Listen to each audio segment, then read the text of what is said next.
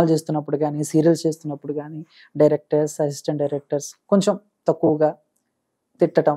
So ఇలాంటి ఏమైనా face చేసి మర్యాద ఉందా ఇప్పటికి ఆడపిల్ల అంటే? ఆడపిల్ల అంటే మర్యాద అని తెలియదు కానీ ఆర్టిస్ట్ అంటే మర్యాద ఇస్తారు. మర్యాద ఇస్తారు.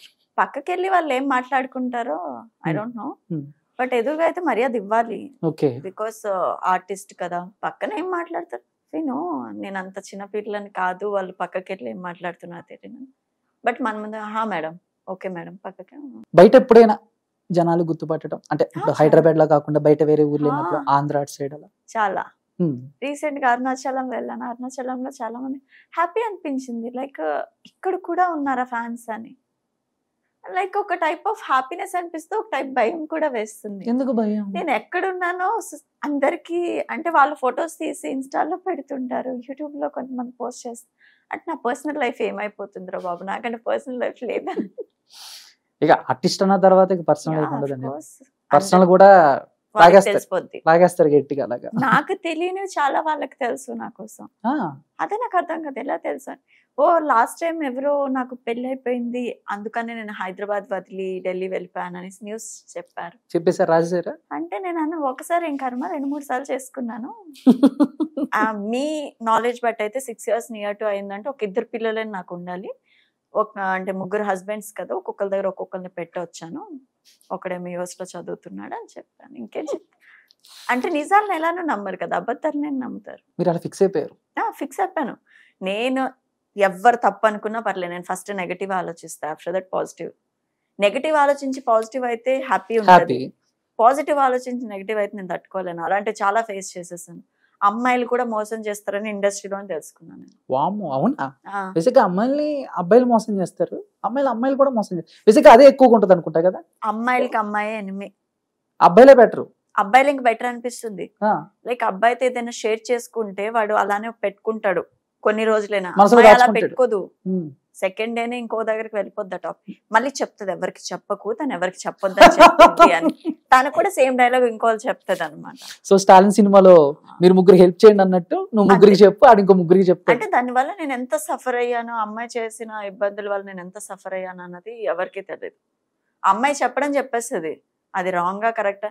ఇప్పుడు మనం చెప్పిన ఒక పర్సన్ నుంచి సెకండ్ పర్సన్కి వెళ్ళినప్పుడు కొంచెం మసాలా యాడ్ ఆన్ అవుతుంది, ఇంకా థర్డ్ పర్సన్ దగ్గర full masala, full pack biryani, dum biryani మొత్తం కలిపేసి మన దగ్గరకు వచ్చేటప్పటికి మనకి స్ట్రగుల్. అది కూడా ఫేస్ చేశారు అయితే? అప్పుడే సూసైడ్ చేసుకో. ఇప్పుడు లేవు కదా అలాంటి సూసైడ్ థాట్స్ ఏమి? లేవు. ఏమో ఎటు నుంచి ఏమొస్తుంది తెలీదు. మీరు ఎందుకంటే ఎంత బాగున్నారు, ఉండొచ్చు కదా ఒక 10 కాలాలు. మనం బాగుంటే సరిపోదండి, మన సరౌండింగ్స్ కూడా బాగుండదు. పట్టించుకోకండి అవన్నీ. పట్టించుకోకూడదు అనుకుంటాం, వాళ్ళు కావాలని ఇలా కెలికి మరి విను విను విను అని చెప్తారు, అప్పుడు ఏం చేస్తాం. ఓకే. అండ్ షూటింగ్స్కి వెళ్ళినప్పుడు మాత్రం ఇవన్నీ మర్చిపోయి మింగిల్ అవుతారా, లేకపోతే ఏదో సిచ్యువేషన్ అవన్నీ కూడా గుర్తొస్తూ ఉంటాయా? వస్తాయి. కొన్ని సీన్స్ లో నేను రియల్ గా కూడా ఇచ్చాను. నా పేరెంట్స్ నాకు ఇలా ఆ రోజు ఈవెన్ ఒక షోల్డర్ ఇచ్చి ఉంటే నేను హ్యాపీగా ఉండేదాన్ని కదా అని కొన్ని సీన్స్ లో లిటరలీ నిజంగానే ఫీల్ అయ్యేదాన్ని. చేసిన 2 సీరియల్స్ వంటలక్క, బ్రహ్మముడి 2 కూడా స్టార్ మనే కదా. సో ఎలా ఉంటుంది ఆ సంస్థ? సో ఒక ఆర్టిస్ట్ ని వాళ్ళు ట్రీట్ చేసే విధానం, ఫుడ్ అవన్నీ. ఇప్పుడు వరకు నేను చేసిన ప్రతి ప్రాజెక్ట్ చాలా బాగుంది. నాకు అన్నిటికన్నా నాకు లైఫ్ ఇచ్చిందంటే ఈటీవీ. ఆల్వేస్ ఈటీవీ నన్ను చెప్తా. బికాస్ నాకు సీరియల్ కూడా అంత తెలియని స్టేజ్ లో వాళ్ళు నమ్మి ఒక లీడ్ లో ఇచ్చినప్పుడు, అండ్ మోర్ ఓవర్ అక్కడ రెస్పెక్ట్ చాలా ఇచ్చేవారు. ఫస్ట్ సీరియల్ ఈ అమ్మాయికి రెస్పెక్ట్ ఇవ్వాలా లేదా అలాంటివి ఆలోచించేవారు.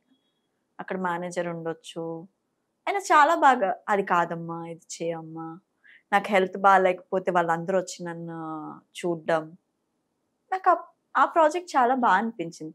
బట్ లాస్ట్ మినిట్లోన లైక్ నేనున్న ఏజ్కి నాకు పెద్ద అమ్మాయిలు 10 years బేబీస్ అంటే నేను చెయ్యనని చెప్పాను. నేనే బేబీలా ఉన్నాను, నాకు ఇంకా బేబీ అంటే అవ్వదు సార్ నేను చెప్పాను. నేను యాక్చువల్ ఆ క్యారెక్టర్ని చేయలేను, సో నేను వర్త్ కాదు ఆ క్యారెక్టరైజేషన్కి, సూట్ కాను అని చెప్పి నేను స్కిప్ అయిపోయాను. నైనిక గారు నాకు డౌట్. సో బేసిక్గా చాలా మంది ఆర్టిస్టులని చూశాను, ఎవరిని అడిగినా కూడా ఫ్రమ్ బెంగళూరు, కన్నడ అంటారు. సో ఏంటి రీజన్ ఏంటి? అంటే తెలుగులో మీదే హవా మా తెలుగు అమ్మాయిల కన్నా, లేకపోతే అలా అనుకోవచ్చు? ఏమో, నేను తెలుగు అమ్మాయి మరి ఎందుడా బెంగళూరులో సెటిల్ అయిపోయాం. But okay. పుట్టింది ఇక్కడే. నో నో నో నో ఆ! మా ఫాదర్, మా గ్రాండ్ ఫాదర్ అందరూ పుట్టడం కలకట్టే. ఓకే. బట్ లైక్ ఏదో అంటారు కదా, ట్రీ ఒకటి ఉంటది కదా, ఆ ట్రీ వంశవృక్షం. బ్యాక్గ్రౌండ్ లోన మా గ్రాండ్ ఫాదర్ వాళ్ళు సమ్వేర్. తెలుగు ఇంత బాగా ఎలాగా? ఇక్కడికి వచ్చాక ఈటీవీ అందుకే చెప్తుంది, ఈటీవీ నేర్పించింది చాలా. నేర్చుకున్నారా? నేర్పించారా? నేర్పించారు, నేను నేర్చుకున్నా, ట్యూటర్ ని పెట్టుకొని నేర్చుకున్నా. ఓహో!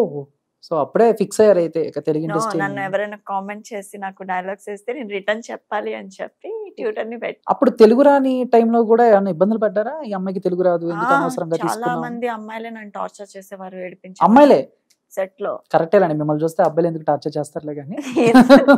అబ్బాయి టార్చర్ చేస్తారంటే అబ్బాయిలు ఎలానో చేస్తారు, అది మెంటలీ ఫిక్స్ అయిపోయాను నేను. అమ్మాయిలు కూడా నేంట్రా బాబు అనిపిస్తుంది. అంటే లైక్ డైరెక్ట్ వచ్చి నీకు ఇది రాదు కదా, దీని మీనింగ్ ఇదని చెప్పే వాళ్ళకన్నా దాని మీనింగ్ అది కాదు అని ఇంకొకటి చెప్పి అది మాట్లాడించి మనల్ని తిట్లు తినిపించడం చేయడం మాత్రం అమ్మాయిలకే వచ్చేది.